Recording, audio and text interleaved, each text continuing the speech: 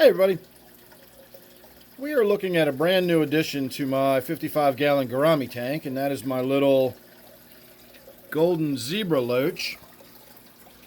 And what I want to talk about is the possibility that I have infected this tank with ick.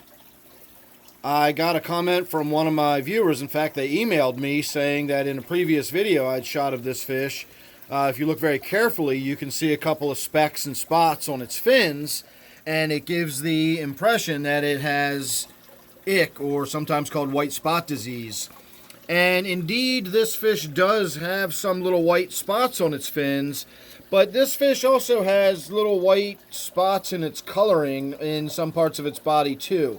So I don't know if that's ick or not, but it's certainly a realistic possibility. I am treating ick in my quarantine tank right now. That's why I didn't put this fish in my quarantine tank. My quarantine tank is riddled with ick. I'm having trouble getting on top of it. In fact, we're going to be shooting some video about that in the near future. I don't want to give away the surprise of what fish are actually in quarantine at the moment, but I have really been struggling to get on top of the ick, and I think I'm going to wind up losing all of those fish.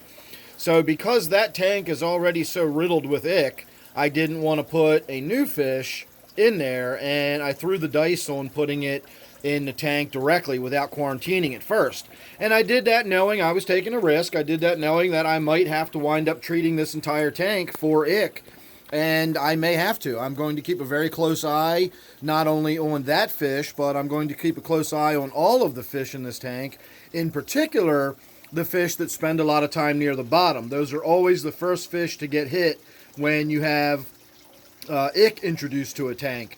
Ick does not live in the tank under normal circumstances. It has to be introduced. It is a parasite, and it is a host-dependent parasite, meaning that if there are no fish for it to host it, it'll die off.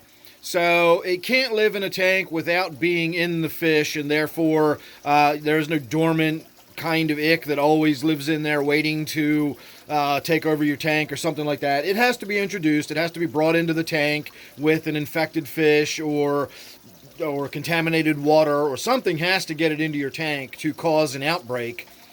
But again, I may be treating this tank for an outbreak since I possibly have now introduced it with that fish by not quarantining it. So the point I want to make from all of this is I want to shoot a video here in the very near future. I've been thinking about it for several days now, and I'm not exactly sure what I want to cover exactly or how I want to word it. But I want to talk about the idea that my channel is not meant to be a how-to channel. I'm not here to tell anybody else the right way or the correct way of keeping fish or the way you should keep fish or anything like that. I'm simply here to show you how I do it. And I know that that can be seen as sort of I'm setting an example, you should do the things I do, but I don't really see it that way. I see it as in, if you want to get the results that I do, then you can do the things I do. And this is a perfect example of, I showed you a video of me putting a fish in a tank without quarantining it. And now you're probably going to see videos of me dealing with the consequences of that. I'm going to have to deal with an ick outbreak, or I might have to, sit on this tank very carefully and closely and watch it. And, now I'm wondering whether I've infected it and so on and so forth. So yeah, if you want to do the things I do, then those are the things you'll get. So I think right now is a pretty good time to demonstrate the idea that just because I'm showing you that I do it is not in any way me endorsing that that's the proper way of doing it. I'm simply showing you how I keep fish. I'm not trying to impress anybody. I'm not trying to get anybody's permission or acceptance. I'm simply here sharing what I do in my hobby.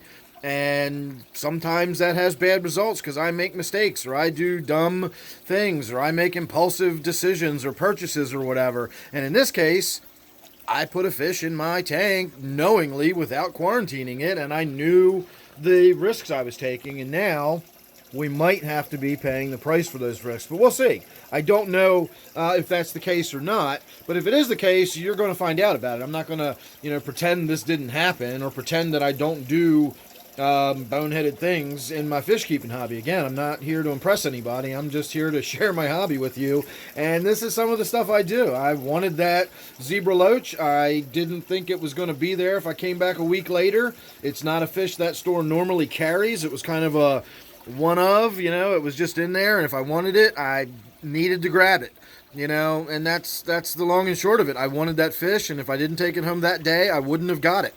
So, you could argue that I could have taken the time to set up a tub and put a sponge filter in it or an air stone or something, and I could have quarantined it that way, but I didn't, and, I'm not going to make any excuses for that. I just didn't. I didn't feel like doing all that stuff. I just put it in the tank and took my chances.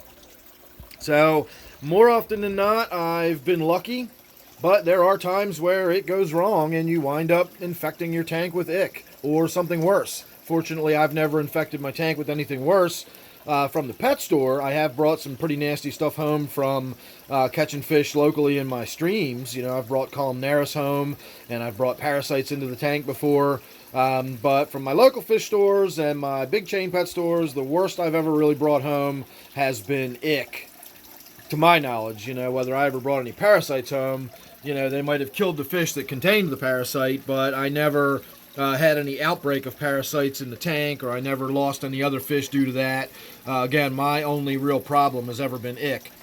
And, because of that, that's one of the reasons I don't worry too much about it. I'm not panicking. If I do have to treat this tank for ick, then I have to treat this tank for ick. It's not that big of a deal typically. It's just that treating a 55-gallon tank costs more money than treating a 10-gallon tank, and you are running some risks. You obviously don't want to have to treat all of these fish for ick if you can avoid it, but it's not the end of the world. It's no big deal. I've already ordered more ick treatment, the all natural kind that doesn't require water changes or anything, and so just as a precaution, starting tomorrow, we are going to start treating this tank for ick for a couple of weeks just in case, and then we'll play it by ear from there and see how it goes. So make sure you're subscribed and you won't miss any updates about that or anything else I got coming up.